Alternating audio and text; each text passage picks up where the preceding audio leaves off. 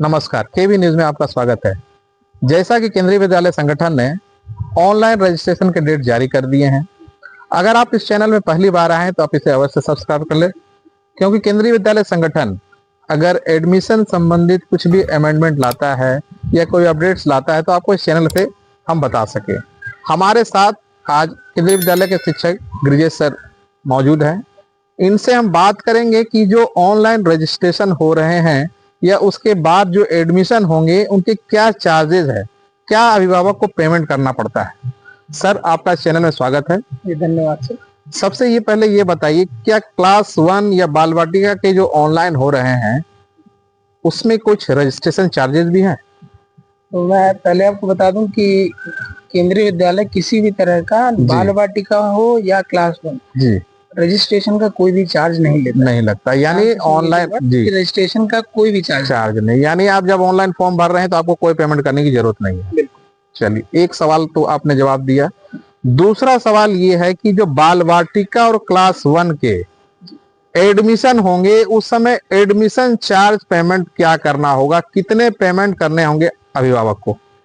तो वो भी बहुत एक छोटा सा अमाउंट है जो आपको पे करना होगा जी, वो है 25 रुपए, 25 ओनली जी 25 रुपए जी पर क्लास 1 एंड बाल वाटिका बोथ जी। सिर्फ 25 रुपए। यहाँ अभिभावक को बताना चाहेंगे कि बहुत सारे अभिभावक हम लोगों से मिलते हैं और पूछते हैं कि सर एडमिशन चार्ज क्या है। कल की ही बात है कि एक अभिभावक आए थे और पूछ रहे थे कि एडमिशन फी क्या है, तो बताया गया 25 रुपया। तो वो हंसने लगे, बोल रहे सर आप मजाक कर रहे हैं, जबकि ये मजाक नहीं है। केंद्रीय विद्यालय संगठन किसी भी क्लास के लिए, चाहे वो क्लास 1 हो, चाहे वो क्लास 12 हो, चाहे वो क्लास 9 हो, एडमिशन फी एक बार लगता है और वो भी 25 रुपये। जी जी।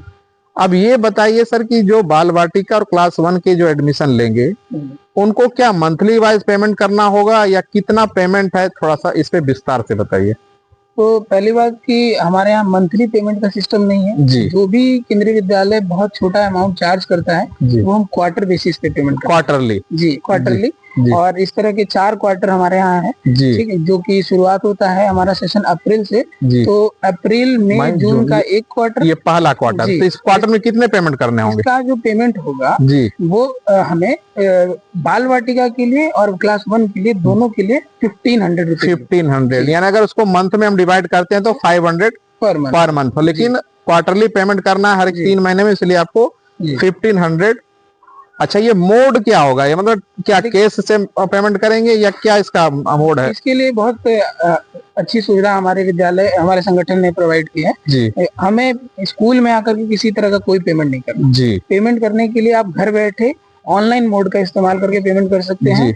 वो है UBI, union bank of India, जो है ये सर्विस हमें प्रोवाइड करती है। उसके थ्रू हम लोग जाकर के डायरेक्ट उनके पोर्टल पे, या फिर और भी बहुत माध्यम है जैसे वो आपको आपने ऑलरेडी बता रखा है। हमारे चैनल में इससे रिलेटेड वीडियो भी बने हुए हैं और डिस्क्रिप्शन बॉक्स में आप लिंक देख सकते हैं कि आप ऑनलाइन मोड से किस तरह से मात्र 1 मिनट के अंदर आप ऑनलाइन पेमेंट कर सकते हैं। दूसरा मैं एक और चीज बताना चाहूंगा कि अगर कोई पेरेंट्स असमर्थ है ऑनलाइन पेमेंट करने में, उतने टेक्नोक्रेट नहीं है, तो उस केस में वो क्या कर सकते हैं कि बैंक में जाकर के जो भी नियरेस्ट यूनियन बैंक का ब्रांच है, यानी यूनियन बैंक में ही ये जमा होगा। यूनियन बैंक से ही हमारा। उनके लिए क्या कुछ आप देते हैं उनको ले जाने के लिए? चालान वाला एक सहूलियत प्रोवाइड करते हैं कि उनको हर जब भी क्वार्टर का शुरुआत होता है हम उनको पहली तारीख को चालान उनको व्हाट्सएप के थ्रू प्रोवाइड कर देते हैं। यानी वो चालान को प्रिंट कर ले और फिर, लेकिन जब वो नए एडमिशन है उनको अभी पता नहीं है कि चालान किस प्रकार का होता है, तो आप जब फर्स्ट एडमिशन कर रहे हैं तो उस समय तो आप चालान उनको देते होंगे। चालान प्रोवाइड कर, यानी जो फर्स्ट एडमिशन बच्चे का करा रहे हैं, चाहे वो बाल वाटिका हो या क्लास 1 हो,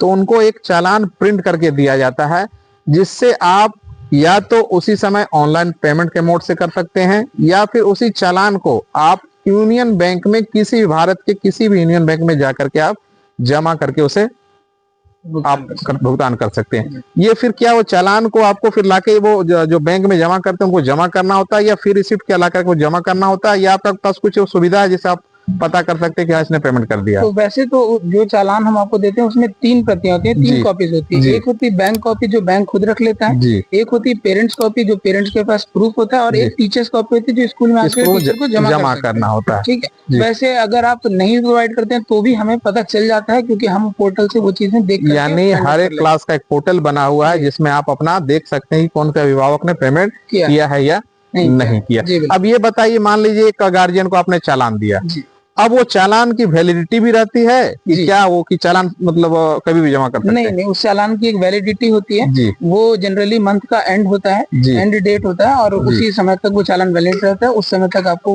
वो चालान काम करेगा, अन्यथा फिर वो आपका चालान नहीं काम नहीं करेगा, फिर दूसरा चालान हमें जनरेट करना होगा। जी।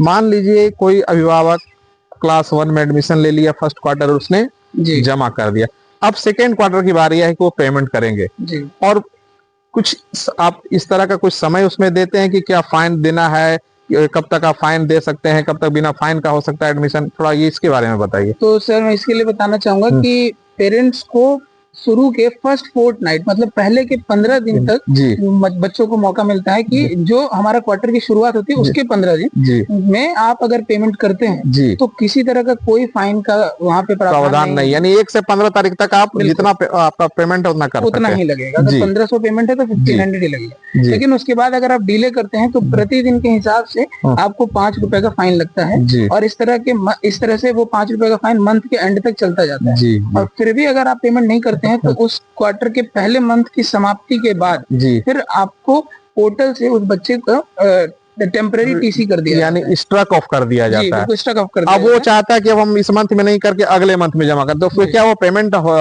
किस्त मोड से करते हैं? तो अगले मंथ में वो पेमेंट कर सकता है, लेकिन उससे उनका एक नुकसान होगा कि उनको एक री एडमिशन चार्ज जो एक्स्ट्रा अमाउंट जुड़ जाता है वो पेमेंट करना पड़ता है, और वो इस बार 100 रुपए, यानी एडमिशन चार्ज आपको 25 रुपए ही लगते हैं, एक बार लगते हैं, लेकिन क्योंकि आपने चालान जो है समय पर जमा नहीं किया है इसलिए आपको री एडमिशन 100 रुपीज एक्स्ट्रा उसके साथ, और फाइन भी उसके अलावा जो फाइन लगेंगे, यानी प्लस आपका फीस, यानी 1500 रुपये आपका लगे और 100 रुपीज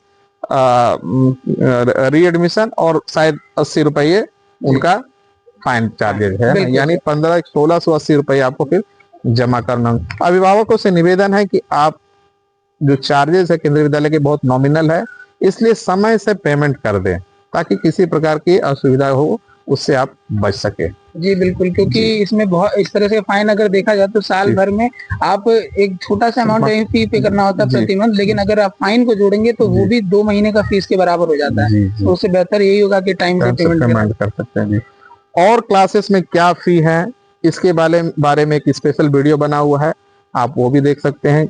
जैसे जैसे ऊपर क्लासेस में जाते हैं कितने चार्जेस बढ़ जाते हैं, कौन कौन से फंड होते हैं, इनका एक स्पेशल वीडियो बना हुआ है, आप डिस्क्रिप्शन बॉक्स में जाकर के देख सकते हैं। यहाँ एक इम्पोर्टेंट चीज और है सर, आपसे पूछना चाहेंगे, जिन बच्चों के आरटीई में एडमिशन होते हैं क्या उन बच्चों को भी एडमिशन चार्जेस देने होते हैं या किस प्रकार का और कोई उनको चार्ज देना होता है? तो जो बच्चे आरटीई में हमारे यहाँ एडमिट होते हैं उनको किसी तरह का कोई भी चार्ज नहीं देना होता, यानी उनको एडमिशन चार्ज भी नहीं देना होता, उन्हें क्वार्टरली फी तो देना ही नहीं है और एडमिशन चार्जेस भी नहीं देना है। क्या उनका भी नाम इस तरह से अगर वो एक्स्ट्रा कॉफी आए फिर क्या होता है क्या इस तरह इस तरह से तो उनके लिए प्रावधान नहीं है, क्योंकि उनके पास फीस ही नहीं है, इसलिए प्रावधान नहीं है। जी, आप इतने महत्वपूर्ण सवालों के जवाब दिए हमारे व्यूअर्स को, और आशा करता हूं कि ये वीडियो आपको पसंद आया होगा। आप इसे अवश्य लाइक कर दें और कोशिश करें इस चैनल को सब्सक्राइब करें ताकि केंद्रीय विद्यालय से संबंधित किसी भी प्रकार की जानकारी आपको इस चैनल के माध्यम से हम दे सकें। गिरिजा सर, आपका बहुत बहुत धन्यवाद।